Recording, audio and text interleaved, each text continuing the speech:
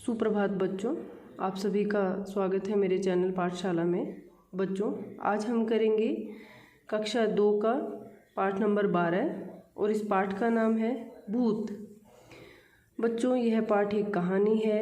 यह कहानी है एक व्यक्ति जिसका नाम धनिया है और उसकी पत्नी कुल्फ़ी की। धनिया खाना खाने का बहुत ज़्यादा शौकीन है और इसी कारण वह एक ऐसी स्थिति में पहुंच जाता है जिसके कारण लोग उसे भूत समझने लग जाते हैं।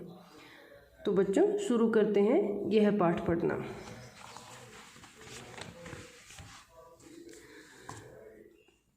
शादी के बाद धनिया पहली बार ससुराल जा रहा था। उसे खाने का बहुत शौक था। धनिया को खाना खाने का बहुत ज़्यादा शौक था। उसे खाना खाना बहुत पसंद था। आप चित्र में भी देख पा रहे हैं, धनिया बैठा है, साथ में उसकी पत्नी कुल्फ़ी बैठी है और धनिया के सामने बहुत सारी प्लेट्स लगी हुई हैं। तो उससे भी हम पता लगा सकते हैं कि धनिया को खाना खाने का शौक था।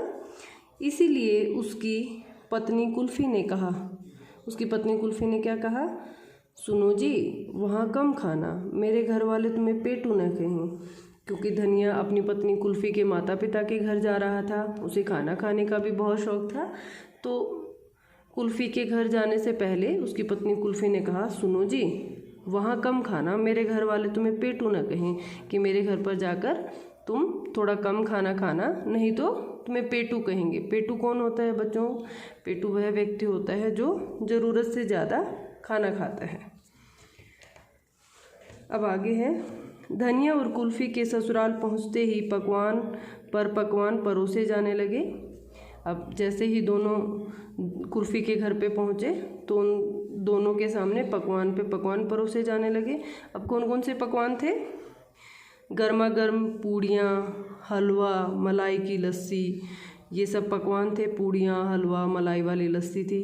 अब धनिया का क्या हाल है इतना खाना देखकर? बेचारा धनिया। अब धनिया, क्योंकि उसको तो बताया गया था कि वह कम खाना खाए, अब इसीलिए वह कैसे ऐसे बेचारा बना हुआ है। बेचारा धनिया थोड़ा सा लेकर हर चीज़ को नाना करता रहा। आखिर किसी तरह मन मारकर वह सोने चला। वह अपने मन को मारकर या फिर अपने मन को समझाकर वह सोने चला गया। लेकिन आधी रात को कुल्फ़ी को जगाकर बोला, मेरे पेट में चूहे कूद रहे हैं, कुछ तो करो। पर धनिया ने तो पेट भर कर खाना खाया नहीं था। धनिया, क्योंकि वह मन मारकर सोने चला गया था, उसने ज़्यादा खाना नहीं खाया था और इसीलिए वह भूखा था। तो वह आधी रात को उठकर कुल्फ़ी को बोला कि मेरे पेट में चूहे कूद रहे हैं। चूहे कूदने का अर्थ होता है बच्चों बहुत भूख लगना, पेट में चूहे कूदने का अर्थ होता है। तो उसने अपनी पत्नी से कहा कि मेरे पेट में चूहे कूद रहे हैं, कुछ तो करो। अब आगे क्या हुआ? दोनों दबे पांव रसोई में पहुँचे। रसोई में बहुत अंधेरा था। अंधेरे में धनिया को एक मटकी छींके पर लटकती दिखाई दी। दबे पांव का अर्थ होता है बच्चों बहुत धीरे धीरे बिना आवाज़ किए चलना। और जो मटकी है जो छींके पर लटकी हुई है, तो छींके का अर्थ होता है बच्चों हांडी आदि को लटकाने के लिए पतली रस्सियों से बनी जालीनुमा वस्तु। यह आप चित्र में देख भी पा रहे हैं। यह जो वस्तु है जिसमें एक हांडी को लटकाया गया है, इसको रस्सियों से जालीनुमा बना दिया जाता है। इसमें कोई भी बर्तन है उसमें कुछ सामान रख के ऊपर लटका दिया जाता है। अब छींके को देखकर क्या किया धनिया ने? वह पास खड़े कनस्तर पर चढ़ गया, झट मटकी में हाथ डाला। अब जो आप चित्र में देख पा रहे हैं, कनस्तर का अर्थ होता है कोई भी टिन का एक डब्बा।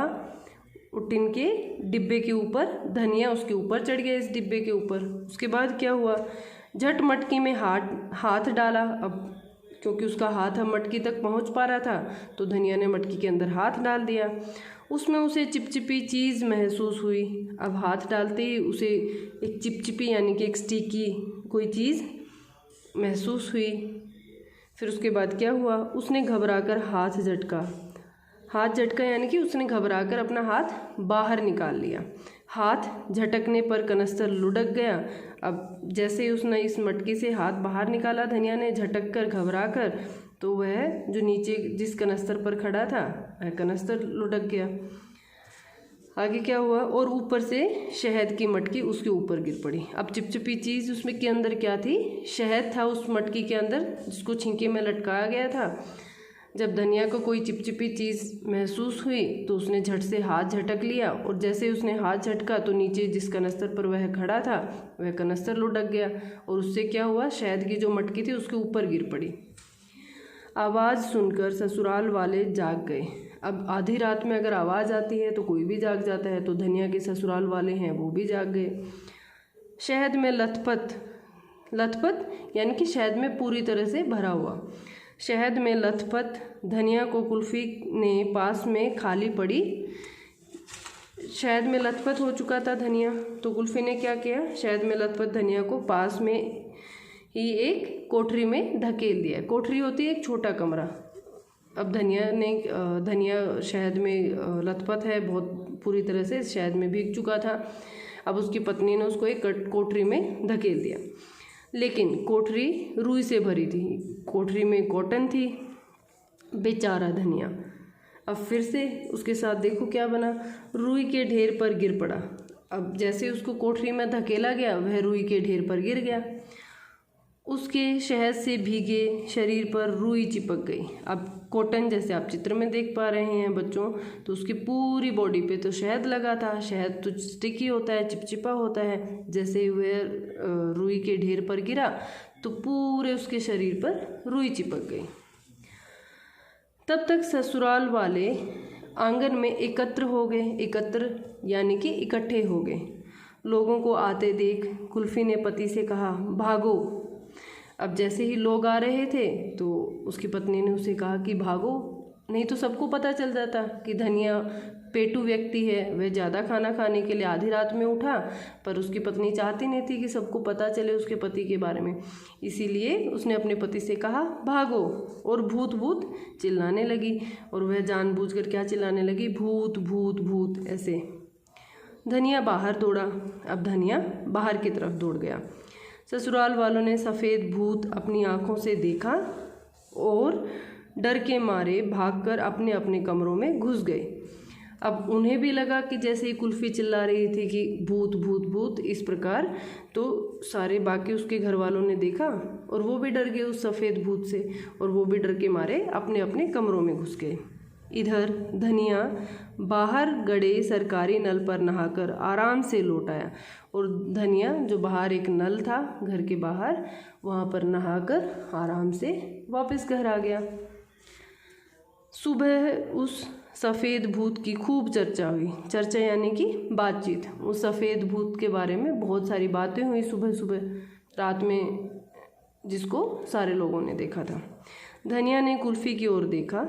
अब धनिया और कुल्फ़ी तो जानते हैं सफ़ेद भूत कौन था। अब धनिया ने कुल्फ़ी की ओर देखा, दोनों ने एक दूसरे को देखा, दोनों मुस्काए। अब दोनों ने स्माइल दी, और नाश्ता करते समय कुल्फ़ी ने धनिया की थाली में 2 पूड़ियाँ और रख दी।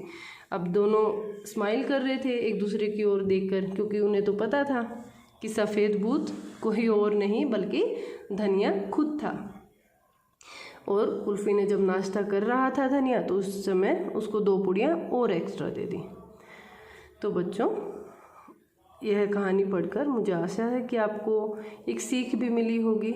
वो सीख है कि खाना तो खाना चाहिए पर ज़रूरत से ज़्यादा नहीं खाना चाहिए, और कभी कभी सिर्फ अपने स्वाद के कारण या फिर सिर्फ इसीलिए कि हमारा बहुत मन हो रहा है किसी चीज़ को खाने का या किसी चीज़ को पाने का, तो कभी कभी इंसान मुसीबत में भी फंस सकता है इस चीज़ के कारण।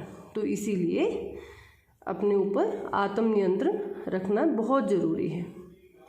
तो मुझे आशा है बच्चों आप सबको भूत कहानी समझ आई होगी। आज के लिए इस वीडियो में सिर्फ इतना ही करेंगे। Thank you so much.